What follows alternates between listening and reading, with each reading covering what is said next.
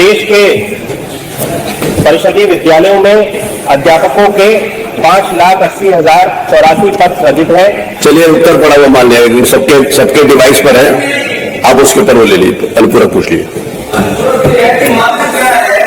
तो अध्यापकों का बच्चों का कितने बच्चों का अध्यापक होने चाहिए, एक तो ये है। दूसरा सबसे बड़ा सवाल इसमें ये है, सफाई कर्मचारी वहां नहीं है, और मैंने ये भी क्वेश्चन लगाया है कि कितने अध्यापक कम है और सफाई कर्मचारी नहीं है, इसका भी जवाब दिया जाए।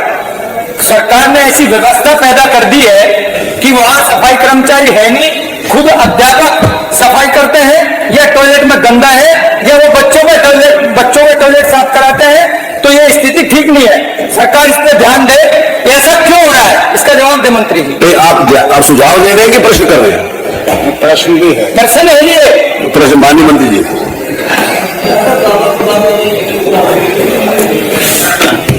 माननीय अध्यक्ष महोदय, जो माननीय सदस्य ने प्रश्न उठाया कि छात्र और शिक्षक के बीच में जो अनुपात होना चाहिए, वो पीटीआर जो होता है प्राइमरी में 30 बच्चों पे एक शिक्षक का होता है, और अपर प्राइमरी में वो 35 बच्चों पे एक शिक्षक का होता है। और जहां तक उन्होंने प्रश्न उठाया कि विद्यालयों में जो शिक्षक की कमियों की जो बात कर रहे हैं कि विद्यालयों में शिक्षक की कमी है, तो हमारे पास में इस वक्त विद्यालयों में लगभग 6,28,915 अध्यापक हैं, जिसमें कि हमारे शिक्षा मित्रों को भी हम सब लोग सम्मिलित करते हुए 1,47,766 हमारे पास शिक्षा मित्र हैं, और अनुदेशक 27,515 हैं। और जहां तक सफाई कर्मियों की अभी यहाँ पे बात करें, तो विद्यालयों में अलग से सफाई कर्मियों के लिए व्यवस्था नहीं होती है। जो गांव में सफाई कर्मचारी नियुक्त होते हैं, उन्हीं के माध्यम से विद्यालयों में जो सफाई का कार्य है उसको कराया जाता है। मैं एक वो जो अनुपात दिया है उसके एक लिस्ट आपको बता रहा हूँ। मेरे शामली डिस्ट्रिक्ट में ऐसे गांव है, एक रामपुर खेड़ी गांव है, छात्र हैं 162, मास्टर हैं 2। कुर्तान गांव है 200 छात्र हैं, मास्टर है 1। एक चोंदा हेड़ी गांव है 100। तो ये बात ध्यान नहीं होगी ना मंत्री जी ने, सारे के सारे जो आंकड़े बता रहे हो आप, अभी ऐसे उनके पास सारे अनुपात उन्होंने बताया, आप लिख के दे दो उनको, आप लिख के दे दो जो अनुपात बताया आप लिख के दे दीजिए। माननीय अध्यक्ष, आपके माध्यम से माननीय मंत्री जी से जानना चाहते हैं, उन्होंने शिक्षा मित्रों की बात कही है, हम जानना चाहते हैं कि इस प्रदेश में कितने शिक्षा मित्र हैं, क्या इनको सरकार शिक्षक के रूप में, जैसा भी हमारी सरकार ने जब माननीय अखिलेश जी मुख्यमंत्री थे किया गया था, तो इस दिशा में सरकार विचार करेगी? माननीय मंत्री जी,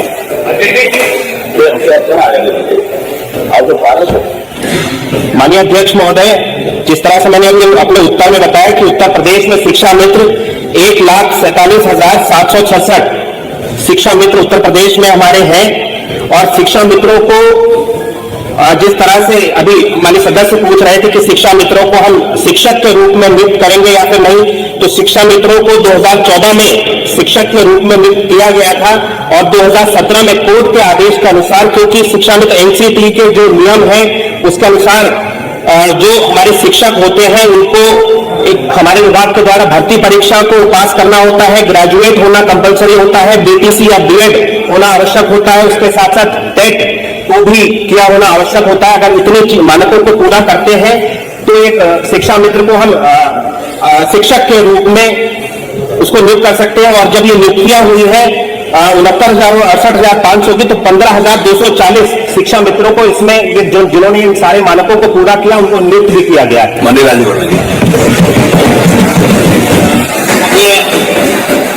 माननीय सदस्य ने जानना चाहा था कि प्राथमिक विद्यालयों में सफाई कर्मी की नियुक्ति की जाएगी।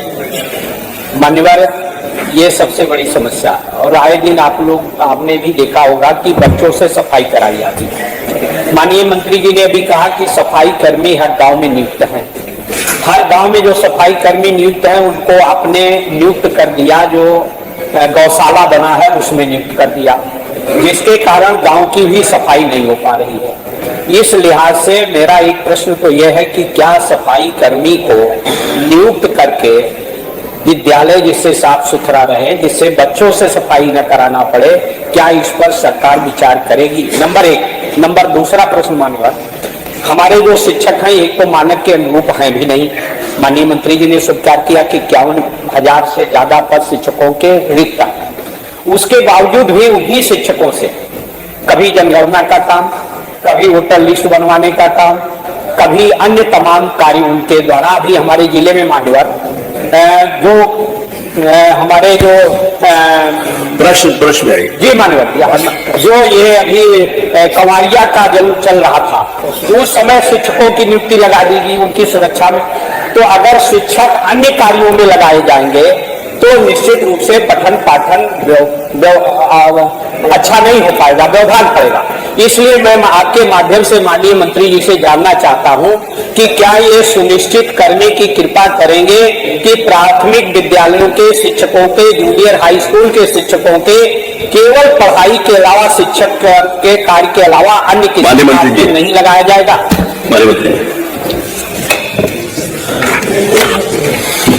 माननीय अध्यक्ष महोदय, जहां तक माननीय सदस्य ने सफाई कर्मियों के बारे में प्रश्न किया, तो सफाई कर्मियों की जो व्यवस्था है आज विद्यालयों की, अगर हम परिषदीय विद्यालयों की स्थिति देखें तो हमारे परिषदीय विद्यालय आज बहुत बेहतर स्थिति में है और सफाई कर्मचारियों की अलग से विद्यालय में नियुक्त करने की कोई व्यवस्था नहीं है। तो ग्राम में सफाई कर्मचारी नियुक्त है, उन्हीं के माध्यम से ये सारे काम को कराए जाने की व्यवस्था बनाई गई है।